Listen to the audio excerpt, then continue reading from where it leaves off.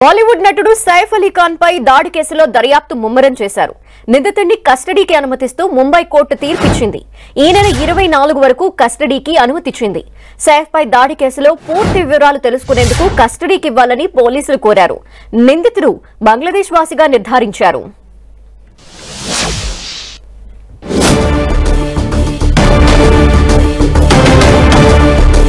బాలీవుడ్ నటుడు సైఫ్ అలీ ఖాన్ పై దాడి కేసులో దర్యాప్తు ముమ్మరం చేశారు. నిందితుడిని కస్టడీకి అనుమతిస్తూ ముంబై కోర్టు తీర్పిచ్చింది. ఈ నెల 24 వరకు కస్టడీకి అనుమతిచ్చింది. సైఫ్ పై దాడి కేసులో పూర్తి వివరాలు తెలుసుకునేందుకు కస్టడీకి ఇవ్వాలని పోలీసులు కోరగా నిందితుడు బంగ్లాదేశ్ వాసిగా నిర్ధారించారు.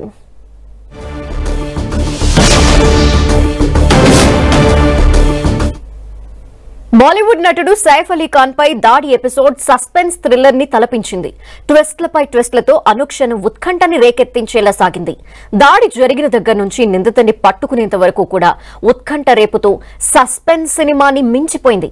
అసలు హై క్లాస్ బిల్డింగ్ లో ఉండే ఇంట్లోకి నిందితుడు ఎలా ప్రవేశించాడు? నిజంగా డబ్బుల కోసమే వచ్చాడా? దాడి చేసిన తర్వాత ఎలా తప్పించుకున్నాడు? అసలు లోపలికి ఎంటర్ అవుతుంటే సెక్యూరిటీ సిబ్బంది ఏం చేస్తున్నారు? ఈ ఫుల్ ఎపిసోడ్ లో ప్రతిదీ సస్పెన్స్ గానే ఉంది. జనవరి 16వ తేదీ రాత్రి ఏం జరిగింది?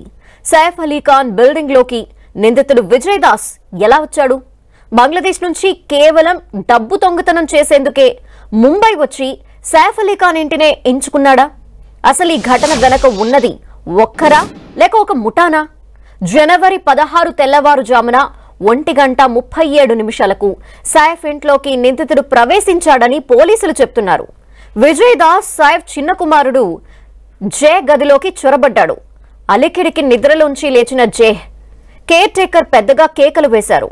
కేర్ టేకర్ కేకలు విన్న సైఫ్ వెంటనే జే గదిలోకి వెళ్లారు.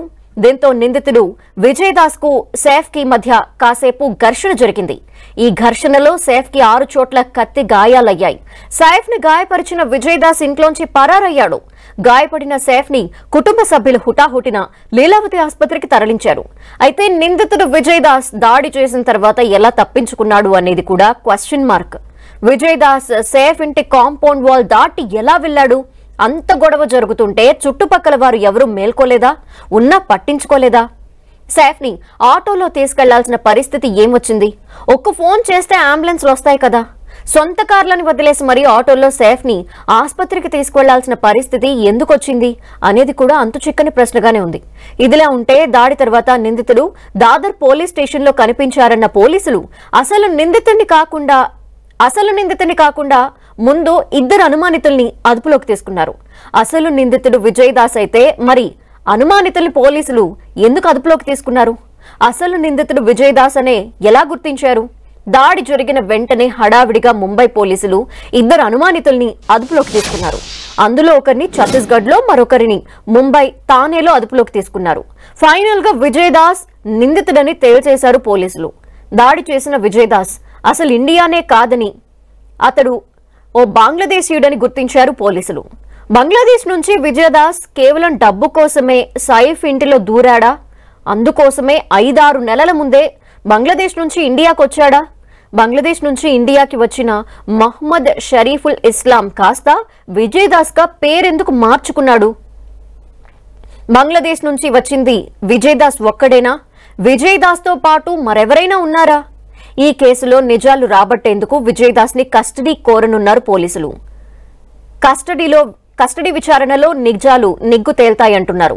మరోవైపు ప్రస్తుతం సైఫ్ ఆరోగ్య పరిస్థితి నిలకడగా ఉంది. సైఫ్ ని ఐసీయూ నుంచి జనరల్ వార్డుకి తరలించారు వైద్యులు. मोहम्मद शरीफुल इस्लाम शहजाद, एज 30 इयर्स। अभी तक की इन्वेस्टिगेशन में ये समझ में आया है कि ये आरोपी चोरी के इरादे से उस घर में उसने एंटर किया था और उस समय पर ये इंसिडेंस हुआ था। इस एक्यूज को कोर्ट में पेश किया जाएगा और पुलिस कस्टडी की रिक्वेस्ट की जाएगी और उसके बाद आगे का इन्वेस्टिगेशन किया जाएगा।